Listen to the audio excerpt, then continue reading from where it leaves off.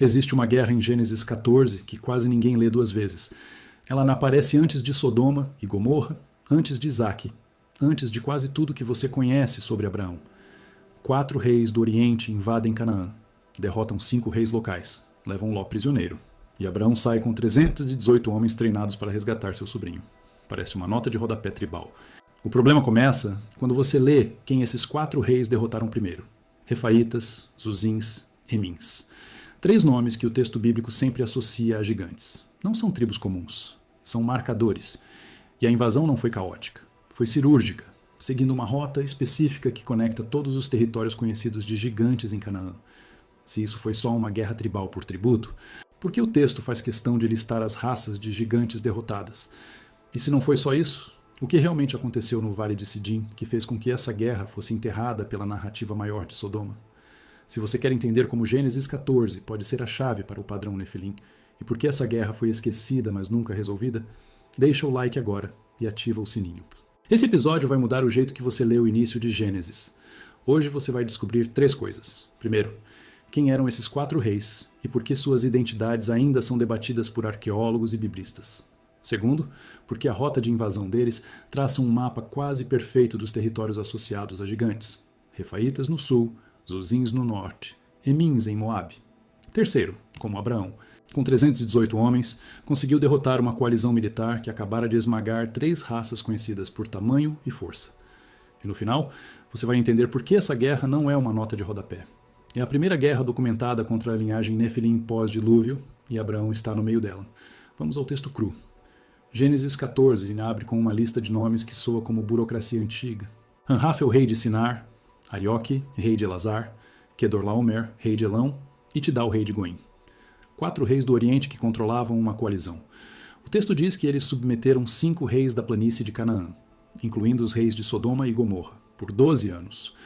No 13º ano, os reis locais se rebelaram. No 14º, os 4 reis desceram para esmagar a rebelião. Até aqui, parece política normal do Bronze Antigo. Tributo, vassalagem, revolta, punição. Mas o versículo 5 muda tudo. Antes de listar a batalha no Vale de Sidim contra os 5 reis, o texto para e detalha quem mais eles derrotaram pelo caminho. E no 14º ano veio Kedorlaomer e os reis que estavam com ele e feriram aos Refaíns em Asterote Carnaim e aos Zuzins em Ram e aos Emins em Savé Kiriataim. 3 povos, 3 lugares. E os 3 nomes, Refaítas, Zuzins, Emins, aparecem em outros lugares da Bíblia sempre associados a gigantes, força desproporcional ou cidades fortificadas impossíveis. Não são tribos genéricas, são categorias. Quem eram os 4 reis? Isso é onde a arqueologia vacila. Durante muito tempo, estudiosos tentaram identificá-los com governantes históricos conhecidos. Anrafel foi brevemente associado a Hammurabi da Babilônia, mas a cronologia não fecha. Kedorlaomer soa elamita, servo de Lagamar. Um deus elamita conhecido. Elão era uma potência real no Bronze Médio, mas não há registro extra-bíblico dessa campanha específica. Arioque de Elazar ecoa nomes urrianos, e Tidal, rei de Goim. Goim significa nações ou pagãos, o que pode indicar uma confederação de povos. Nenhum desses reis foi confirmado com certeza fora da Bíblia. O que isso significa? 3 opções. A narrativa foi composta mais tarde e usa nomes genéricos para criar uma guerra fictícia. Ou os nomes são reais, mas a documentação arqueológica ainda não os alcançou. Algo comum para o Bronze Antigo, onde registros são esparsos fora de grandes impérios. Ou, terceira opção, a narrativa preserva a memória de uma invasão real, mas os nomes foram adaptados para leitores hebraicos posteriores. A questão não é se eles existiram exatamente como escritos. A questão é, por que essa invasão específica foi registrada? E por que o texto faz questão de conectar esses reis aos territórios de gigantes? A geografia da invasão é o primeiro indício. Os 4 reis não atacaram Canaã de forma caótica. Eles desceram de Damasco, seguindo uma rota específica, Asterote Carnaim, Ram, Savé Kiriataim, e depois viraram sul até El Paran, próximo ao deserto. Só então voltaram para o Vale de Sidim. Asterote Carnaim fica em Bazã, o coração do território dos Refaítas, a mesma região onde Og reinaria séculos depois. An é associado ao território dos Zuzins, que Deuteronômio 2:20 equipara aos Refaítas. Savé Kiriataim fica em Moabe, terra dos Emins, que Deuteronômio também descreve como povo grande, numeroso e alto como os Anaquins. E El-Paran pode estar conectado aos Horeus, outro grupo que habitava Seir antes de Esaú. O que isso desenha? Uma rota que passa, sistematicamente, por todos os territórios conhecidos de populações gigantes ou fortificadas no norte, leste e sul de Canaã. Se o objetivo fosse apenas punir os 5 reis da planície, por que fazer esse arco imenso pelo norte primeiro? Por que gastar tempo e recursos derrotando tribos que, segundo o próprio texto, não estavam em rebelião? Refaítas, Zuzins, Emins. Esses nomes não são ornamento. Refaítas, Refaim, em hebraico. Aparecem em Gênesis 14, Gênesis 15, 20, como um dos povos a serem desapossados, Deuteronômio 2 e 3, associados a Og, e em Josué. A raiz Rafa pode significar curar ou gigante, dependendo do contexto. Deuteronômio 2, 11 é direto. Eles eram considerados refaíns, assim como os anaquins, mas os moabitas os chamavam de emins. Ou seja, emins, sarshkuns, nome local. Refaítas, particular categoria maior. Zuzins aparecem em Gênesis 14, 5 e Deuteronômio 2, 20, onde são equiparados a refaítas. Zamzumins era o nome que os amonitas usavam. De novo, nomes locais diferentes, categoria compartilhada. E Emins, descritos explicitamente como povo grande e numeroso, e alto como os anaquins. Anaquins, por sua vez, são os gigantes que assustaram os espiões israelitas em Números 13. A cadeia é clara. Anaquins, Emins, refaítas. O texto está dizendo que Quedorlaomer e seus aliados derrotaram pelo menos 3 subgrupos da linhagem gigante. E isso antes da guerra principal no Vale de Sidim. Agora a pergunta de engenharia. Como você derrota populações descritas como grandes, numerosas e fortes? O texto não dá detalhes táticos. Só diz que eles feriram, naká em hebraico. Golpearam, derrotaram. Não diz exterminaram. Não diz conquistaram, feriram. O que isso implica? Pode ser uma operação punitiva, demonstração de força, destruição de defesas, mas não ocupação permanente. Pode ser que os refaítas e os outros não fossem numerosos o suficiente para resistir a uma coalizão de 4 reis. Ou pode ser que a força deles não estava em números, mas em fortificações, e os 4 reis tinham tecnologia ou tática superior para sitiar. Há ainda outra leitura. Se esses povos eram realmente desproporcionais em tamanho ou força, mas escassos em população, uma campanha militar rápida poderia neutralizá-los antes que se organizassem. Seja como for, o texto preserva um detalhe estranho. Esses gigantes foram derrotados, e não por Israel, por uma coalizão pagã liderada por Quedorlaomer, séculos antes do Êxodo. A conexão com Og não é acidental. Og, rei de Bazã, é descrito em Deuteronômio 3, 11 como o último dos refaíns. Seu território? Bazã. Sua capital? Asterote. O mesmo Asterote Carnaim onde Quedorlaomer derrotou os refaítas em Gênesis 14. Se Og era o último, isso significa que os refaítas eram uma população em declínio ou isolada, mas também significa que eles sobreviveram desde Gênesis 14 até o Êxodo. Pelo menos 400 anos, dependendo da cronologia que você usa. A cama de Og media aproximadamente 4 metros de comprimento, segundo o texto. Ela estava em exibição em Rabá, capital dos Amonitas. Não é prova de altura literal. Pode ser propaganda, sarcófago ou alegoria de poder. Mas está no texto e está conectada ao mesmo território. Se os refaítas de Bazã eram reais, fortificados e derrotados 2 vezes, uma por Quedorlaomer, outra por Israel, então Gênesis 14 não é a primeira menção casual. É a primeira documentação de guerra contra uma linhagem específica. Por que isso importa? Porque muda esta narrativa de Abraão.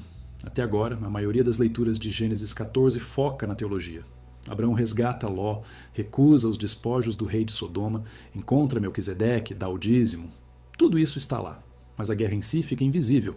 E a guerra é estranha. Abraão não era rei, não tinha exército, tinha 318 homens treinados, nascidos em sua casa.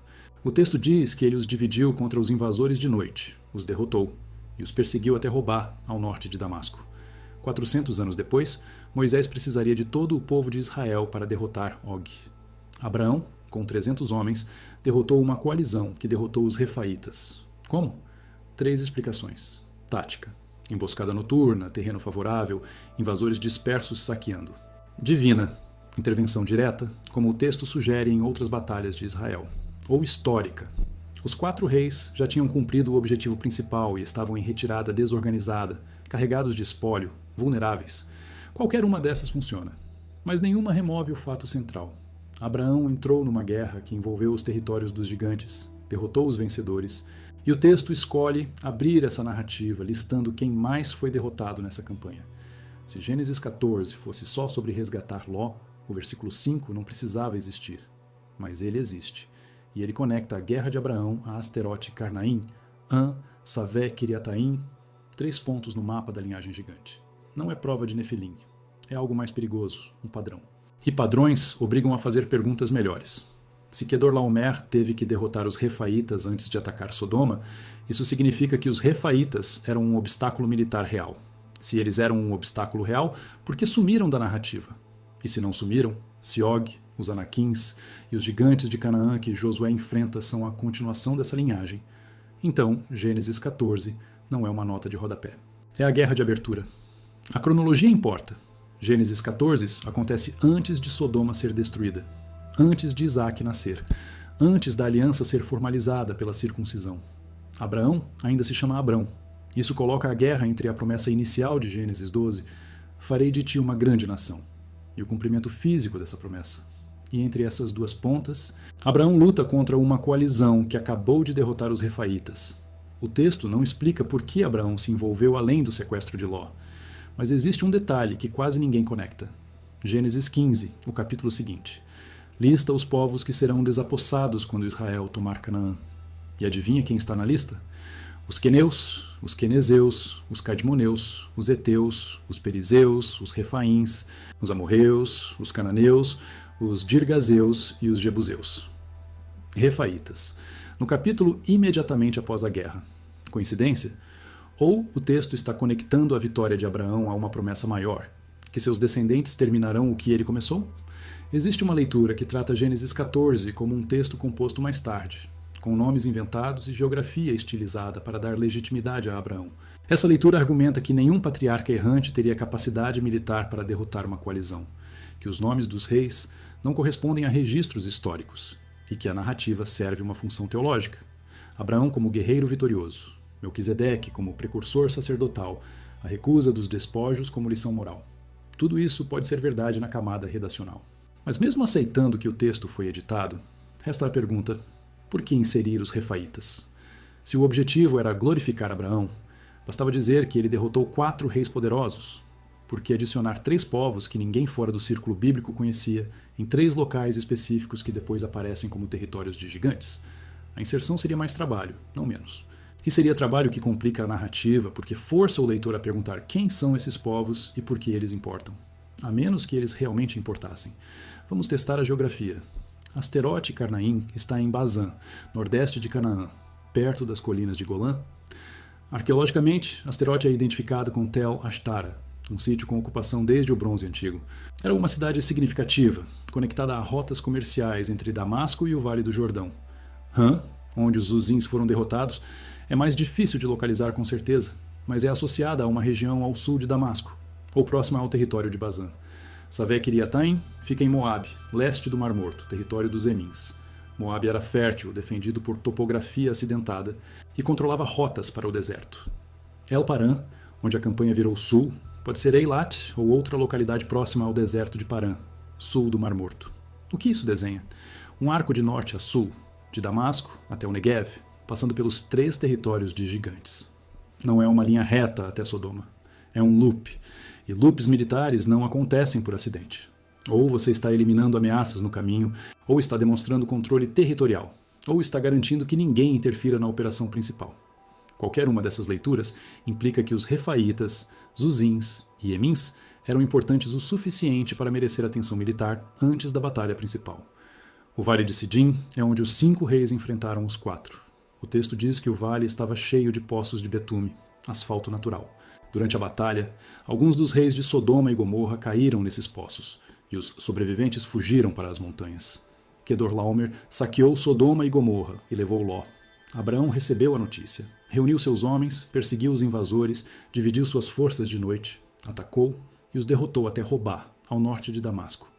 A distância de Sodoma até Robá é cerca de 200 quilômetros. A perseguição foi longa, organizada e bem-sucedida. Abraão recuperou Ló, os bens e as pessoas capturadas. E quando voltou, ele encontrou 2 reis, o rei de Sodoma, e Melquisedeque, rei de Salém e sacerdote do Deus Altíssimo. Melquisedeque abençoou Abraão, e Abraão lhe deu o dízimo de tudo. O rei de Sodoma ofereceu a Abraão os bens recuperados, mas Abraão recusou. Nem um fio, nem uma correia de sandália tomarei de nada que é teu. O foco teológico está em Melquisedeque e na recusa dos despojos. Mas, militarmente, a sequência é estranha.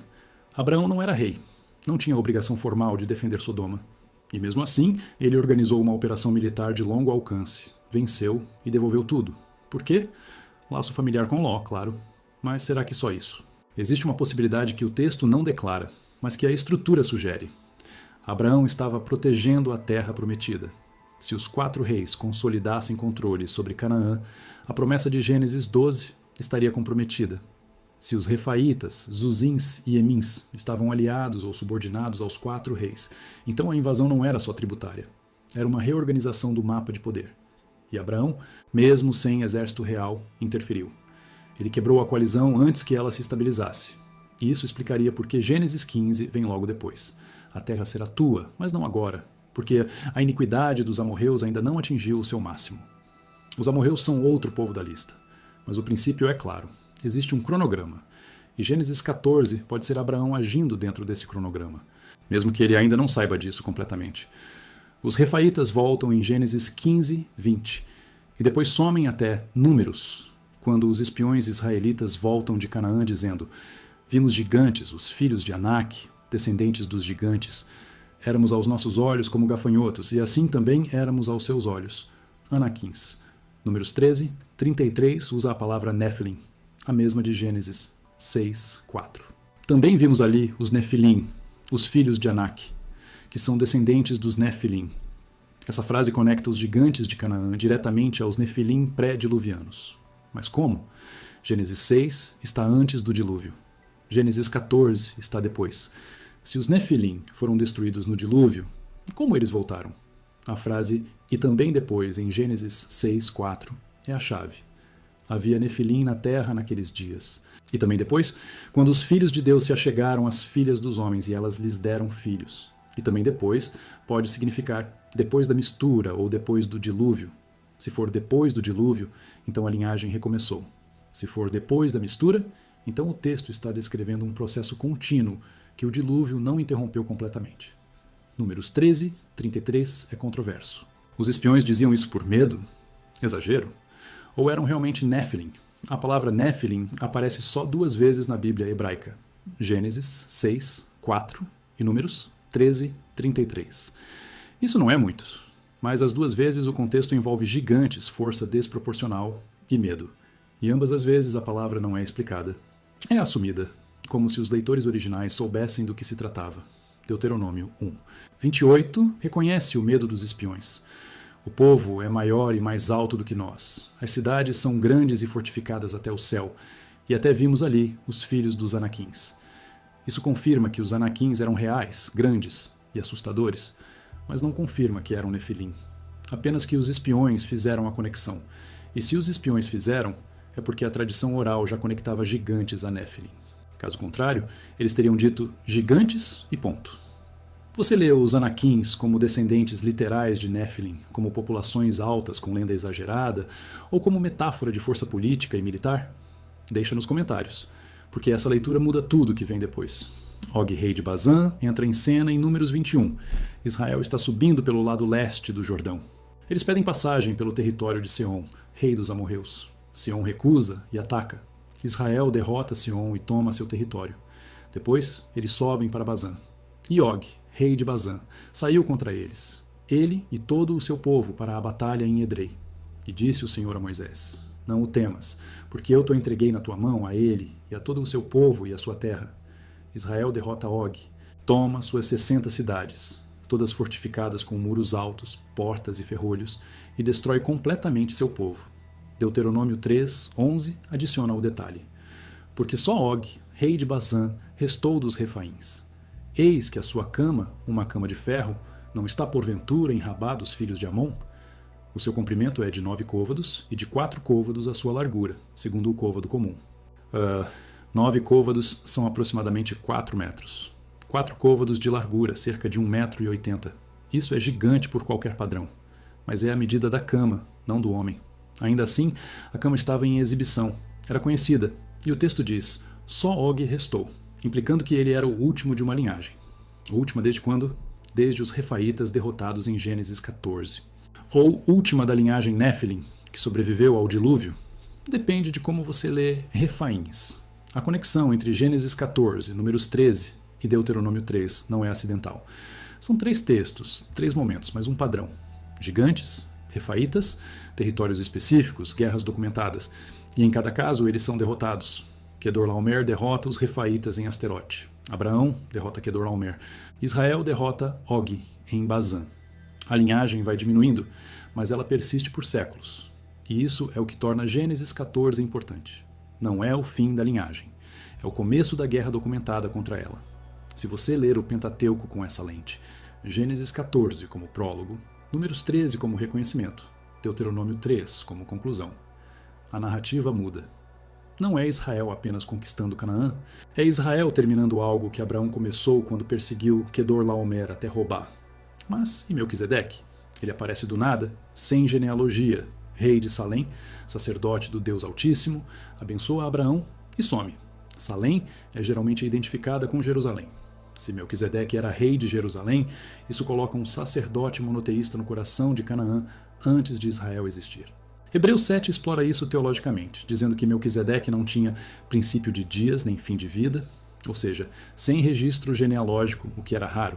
Mas Gênesis 14 não explica quem ele é. Só diz que ele trouxe pão e vinho, abençoou Abraão, e Abraão lhe deu o dízimo. O encontro acontece logo após a batalha. E o fato de Melquisedeque aparecer exatamente nesse momento, após Abraão derrotar uma coalizão que derrotou os Refaítas, pode não ser fortuito. Se Melquisedeque representava uma ordem sacerdotal mais antiga, e se essa ordem estava conectada à resistência contra a linhagem corrompida, então o dízimo de Abraão não é só tributo, é reconhecimento de aliança. 3 cenários para Gênesis 14. Cenário A. Guerra tribal real, preservada com detalhes geográficos e exagerada com elementos teológicos mais tarde. Os Refaítas eram um povo real, provavelmente mais altos que a média, mas não sobrenaturais. A rota de Kedorlaomer passa por eles porque eram aliados dos 5 reis ou porque controlavam rotas estratégicas. Abraão vence por tática e sorte. Cenário B. Guerra real com dimensão espiritual. Os Refaítas eram descendentes de linhagem Nephilim. Kedorlaomer estava limpando o terreno. E Abraão interferiu porque estava protegendo a terra prometida. A vitória de Abraão foi assistida divinamente, e Melquisedeque representa a ordem sagrada, contraposta à corrupção. Cenário C. Narrativa composta simbolicamente, usando geografia e nomes reais para ensinar que Abraão era guerreiro, sacerdote e recusava a corrupção. Os Refaítas são marcadores literários de inimigos poderosos, não raça literal. A batalha nunca aconteceu exatamente assim, mas preserva a memória cultural de conflito e identidade abraâmica. Qual desses é verdade? Depende do peso que você dá ao texto, a arqueologia e a teologia. Mas mesmo no cenário C, a pergunta persiste. Por que usar Refaítas, Zuzins, Emins e Asterote Carnaim? Por que não inventar nomes mais simples? A arqueologia de Bassã e Moabe oferece algumas pistas, mas nenhuma prova definitiva. Tel Ashtara, o sítio identificado com Asterote, mostra ocupação contínua desde o Bronze Antigo até o período romano. Há evidências de fortificações massivas, muros ciclópicos em alguns casos, blocos de pedra cortados e empilhados sem argamassa, técnica que aparece em Baalbek, Sacsayhuaman e outros megalitos globais. Isso não prova gigantes, prova capacidade de engenharia. Mas quando você vê blocos de 10 toneladas ou mais, cortados e encaixados com precisão, a pergunta imediata é: por quê? Por que investir tanto esforço? Defesa contra a ameaça proporcional? Demonstração de poder? Ou simplesmente porque era possível com a força de trabalho disponível? A resposta ortodoxa é a terceira. Trabalho escravo, rampas, cordas, tempo. Funciona. Mas não explica por que essas técnicas aparecem em territórios de povos que a Bíblia chama de gigantes, e não em todos os lugares. Se era tecnologia comum, deveria ser comum. Se era rara, por que concentrada ali? Moabe, terra dos Emins, tem ruínas de cidades fortificadas em platôs. Dibã, Aroer, Kir-Hareset, todas controlavam rotas e vales. A topografia de Moabe é defensiva por natureza. Platôs altos, wadis profundos, acesso limitado. Se os Emins eram realmente grandes e numerosos, eles escolheram o terreno certo. Mas a arqueologia moabita não preservou inscrições que mencionam Emins, ou gigantes. O que temos são as descrições bíblicas e a memória cultural dos moabitas, que, segundo Deuteronômio, chamavam os refaítas de Emins. Isso sugere que o termo refaítas era uma categoria hebraica aplicada a múltiplos povos com características semelhantes: altura, força, fortificações ou alguma combinação desses. Se for isso, então refaítas não é uma etnia única. É um rótulo para populações que compartilhavam um padrão. E esse padrão se repete de Bazã a Moabe, de Hebron, onde os anaquins viviam, até o Negev. Hebron é outro marcador. Números 13 e 22 diz que Hebron foi construída 7 anos antes de Zoan, no Egito. Zoan, Tanis, é uma das cidades mais antigas do delta do Nilo, com fundação estimada por volta de 2000 a.C., ou antes. Se Hebron foi construída 7 anos antes, isso a coloca no Bronze Médio inicial, contemporânea com Abraão. E quem vivia em Hebron? Anaquins. 3 clãs são nomeados: Aimã, Sesai e Talmai. Josué 15 e 14 diz que Caleb expulsou esses 3 filhos de Anak de Hebron. Juízes 1, 20 confirma. Mas a cidade era antiga, massiva, e os anaquins eram descritos como imbatíveis pelos espiões. Só Caleb teve coragem de enfrentá-los. E ele conseguiu. Como? O texto não dá detalhes táticos, só diz que ele os expulsou. Mas o fato de Hebron ser mencionada explicitamente, com data de fundação e nomes dos gigantes, significa que a cidade tinha peso na memória cultural de Israel. Não era só mais uma conquista, era a conquista do lugar onde os gigantes viviam desde antes de Abraão. Se você traçar uma linha de Asterote, Carnaim até Hebron, passando por Savé, Kiriataim e El-Parã, você cobre quase toda Canaã. Norte, leste, sul, centro. Todos os territórios onde gigantes são mencionados. E todos derrotados em sequência. Quedorlaomer derrota os refaítas no norte e leste. Abraão derrota Quedorlaomer. Caleb derrota os anaquins em Hebron. Josué derrota os últimos anaquins em Gaza. Gat e Asdod. Moisés derrota Og em Bazã. E o texto faz questão de dizer: nenhum dos anaquins restou na terra dos filhos de Israel. Somente em Gaza, em Gat e em Asdod alguns ficaram. Gaza, Gat, Asdod, cidades filisteias. E séculos depois, de onde vem Golias? Gat, um gigante de Gat medindo 6 côvados e 1 palmo, aproximadamente 2,9 metros. Golias não é chamado de refaíta ou anaquim diretamente, mas o texto de 2 Samuel 21 lista outros gigantes filisteus, incluindo um com 6 dedos em cada mão e 6 em cada pé. Isso é anomalia genética, marca de linhagem, ou narrativa literária para amplificar o perigo? Depende de quanto peso você dá ao texto literal, mas o padrão é consistente. Gigantes derrotados em etapas, ao longo de séculos, com sobreviventes sempre migrando para áreas não controladas por Israel. Primeiro os refaítas em Bazã, depois os anaquins em Canaã, finalmente os gigantes filisteus. E todos conectados, direta ou indiretamente, a territórios que Gênesis 14 lista. Isso não é coincidência narrativa, é estrutura. O texto está contando uma história de limpeza territorial que começa com Abraão e termina com Davi. E Gênesis 14 é onde essa história abre. Não com Israel, mas com um patriarca errante que perseguiu 4 reis até Roba, e no processo entrou na primeira guerra documentada contra a linhagem Nefilim pós-dilúvio. A pergunta teológica é inevitável. Por que Deus permitiu que a linhagem Nefilim ressurgisse depois do dilúvio? Se o dilúvio foi juízo contra a corrupção de Gênesis 6, por que os gigantes voltam? 3 respostas teológicas comuns. Primeira, o dilúvio não foi global, então algumas linhagens sobreviveram fora da região inundada. Segunda, a corrupção foi transmitida através de Noé ou seus filhos. Algumas tradições apontam Cam ou Canaã. Terceira, a mistura de filhos de Deus e filhas dos homens aconteceu novamente depois do dilúvio, porque, e também depois, em Gênesis 6:4, se refere a evento pós-diluviano. Nenhuma dessas respostas é definitiva. E nenhuma é necessária se você ler os refaítas e anaquins como populações humanas naturalmente altas ou fortes, sem origem sobrenatural. Mas se você ler assim, ainda precisa explicar por que o texto usa Nephilim em Números 13, 33, e por que os espiões fizeram essa conexão específica. Eles não disseram gigantes, disseram Nephilim, filhos de Anak, descendentes dos Nephilim. Isso é linguagem de linhagem, e linhagem implica continuidade.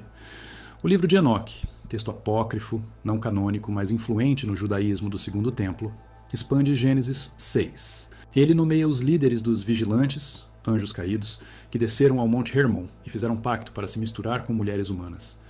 Enoque 6:7 diz que 200 desceram, geraram gigantes, e esses gigantes consumiram toda a produção da terra, e depois começaram a devorar humanos. Deus enviou o dilúvio para destruí-los, mas os espíritos dos gigantes, os Nefilim, continuaram como espíritos malignos, vagando pela terra. Enoque não é Bíblia, mas foi citado em Judas 14:15, e fragmentos foram encontrados em Qumran.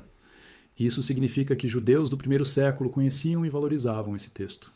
E isso significa que quando eles liam Gênesis 6 ou Números 13, eles tinham Enoque como pano de fundo interpretativo. Monte Hermon fica no norte de Bassã, próximo a Cesareia de Filipe. É o mesmo território onde Gênesis 14 coloca os Refaitas. Coincidência? Ou o texto de Enoque foi escrito para explicar por que aquela região específica tinha lendas de gigantes? Qualquer das duas funciona, mas a geografia se repete. Vamos voltar ao ponto de partida. Por que essa guerra foi esquecida? Gênesis 14 está ali, entre Gênesis 12, a promessa, e Gênesis 15, a aliança. Mas quase ninguém prega sobre ela. Quase nenhum estudo de Gênesis dedica tempo aos 4 reis ou aos Refaitas. O foco vai direto para Sodoma, capítulo 19, para Isaac, capítulo 21, para o sacrifício de Isaac, capítulo 22. Gênesis 14 fica invisível. Por quê? 3 razões possíveis. Primeira, é complicado. Nomes estranhos, geografia antiga, guerra sem contexto claro. Segunda, é incômodo. Se você aceita que Abraão lutou contra gigantes ou seus aliados, você tem que lidar com Nefilim. E Nefilim abrem perguntas desconfortáveis sobre anjos, corrupção e julgamento divino. Terceira, é dispensável. Você pode contar a história de Abraão sem Gênesis 14, mas não pode contá-la sem Gênesis 15, 17 ou 22. Então ele fica como apêndice. Mas o problema de apêndices é que eles geralmente guardam informação crítica que o corpo principal assume como conhecida. E se Gênesis 14 não for apêndice? E se for introdução? Introdução à guerra de Israel contra a linhagem Néfilim. Introdução ao território que seria prometido. Introdução ao papel de Abraão como guerreiro, não só patriarca. Introdução ao fato de que Canaã já estava ocupada por forças que precisavam ser deslocadas e que o deslocamento começou com Quedorlaomer, continuou com Abraão e terminou com Josué e Davi. Se você ler assim, então Gênesis 14 não é narrativa isolada. É capítulo 1 de uma guerra de 5 séculos. E os Refaitas derrotados em Asterote e Carnaim são os mesmos cuja linhagem termina com Og, em Bassã, com os Anaquins em Hebron e com Golias, em Gate. Isso não é prova, é estrutura. E estrutura, quando consistente, sugere design. 3 cenários finais. Cenário A. Gênesis 14 preserva a memória de uma guerra real do Bronze Médio, onde uma coalizão mesopotâmica puniu rebeliões em Canaã. Os Refaitas eram um povo real, provavelmente mais altos ou mais fortificados, mas não sobrenaturais. O texto foi editado mais tarde para conectá-los aos Néfilim por razões teológicas. Abraão realmente resgatou Ló, mas os detalhes foram amplificados. Melquisedeque pode ter sido um rei sacerdote real de Jerusalém, e o encontro aconteceu. Nada de anjos, nada de Nefilim literais. Só história humana com interpretação divina sobreposta. Esse cenário é historicamente conservador e teologicamente liberal. Funciona se você ler a Bíblia como documento que mistura evento e interpretação. Cenário B. Gênesis 14 documenta uma guerra literal, onde forças espirituais corrompidas, Nefilim, filhos de Deus, plaus humanas, criaram linhagens híbridas que dominavam territórios em Canaã. O dilúvio não eliminou completamente essa linhagem, ou porque não foi global, ou porque houve nova mistura depois. Quedorlaomer, conscientemente ou não, estava limpando esses territórios. Abraão interferiu porque estava protegendo a terra prometida, e Deus o assistiu. Melquisedeque era a ordem sacerdotal pré-abraâmica, talvez ligada a Sete ou Noé, mantendo o monoteísmo vivo. Os gigantes de Canaã, Og, Anaquins, Golias, são descendentes diretos dessa linhagem. A guerra de Israel contra eles é continuação do juízo divino iniciado no dilúvio. Esse cenário é teologicamente maximalista e literalmente bíblico. Funciona se você aceita a intervenção sobrenatural direta na história e lê o texto como registro fiel. Cenário C. Gênesis 14 é narrativa simbólica composta para estabelecer Abraão como figura militar, sacerdotal e moralmente íntegra. Os 4 reis representam ameaças pagãs genéricas. Os Refaitas representam inimigos poderosos. A vitória de Abraão representa a vitória divina sobre forças superiores. Melquisedeque representa a ordem sacerdotal superior à de Abraão, preparando o terreno para Cristo em Hebreus. Não houve guerra literal, mas a narrativa ensina verdades teológicas reais. Deus protege seu povo, poder humano é ilusório, e recusar corrupção, despojos de Sodoma, é dever sagrado.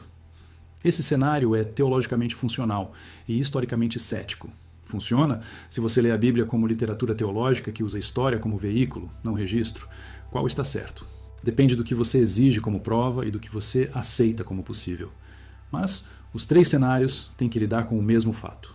O texto existe e ele conecta Abraão, Refaítas, Asterote Carnaim, Bazã, Og, Anaquins e Nefilim em uma linha contínua que cruza 5 livros da Bíblia e 500 anos de narrativa. Esse padrão não some se você adota A, B ou C. Ele só muda de nome, memória cultural, guerra espiritual ou símbolo teológico, mas ele está lá. E enquanto estiver, Gênesis 14 não pode ser ignorado. O que fica? 3 coisas. Primeira, Abraão não foi só pai de uma nação. Ele foi guerreiro em uma guerra que a maioria das leituras de Gênesis não percebe. Segunda, os Refaítas, Zuzins, Emins, Anaquins e Og não são notas de rodapé. São marcadores de um conflito maior que só termina com Davi. Terceira, Gênesis 14 não é o começo da história de Abraão. É o começo da guerra de Israel. E a guerra foi contra algo que já estava em Canaã quando Abraão chegou. Algo que Quedorlaomer tentou destruir, que Abraão enfrentou, e que Israel precisou de séculos para eliminar. Se você ler a Bíblia procurando apenas salvação e moral, você vai perder essa guerra. Mas se você ler procurando estrutura e padrão, você vai ver que a guerra está lá desde o capítulo 14 de Gênesis até o capítulo 21 de Tolgien e Samuel, quando Davi mata os últimos gigantes de Gade. Se esse tipo de investigação faz você repensar o que você achava que sabia sobre Gênesis, você não está sozinho. Deixa o like, inscreve no canal e ativa o sininho, porque estamos apenas começando a desenterrar o que ficou enterrado nas passagens que ninguém lê 2 vezes. E se Gênesis 14 foi esquecido, é porque a guerra que ele documenta nunca foi contada direito, até agora. A última pergunta não é: isso realmente aconteceu? É: por que o texto preserva essa guerra com tanto detalhe geográfico e étnico, se ela não importava? E se importava, por que foi esquecida? Talvez porque a resposta obrigue você a reler tudo que vem depois com olhos diferentes. E talvez, só talvez, é exatamente isso que o texto sempre quis que você fizesse.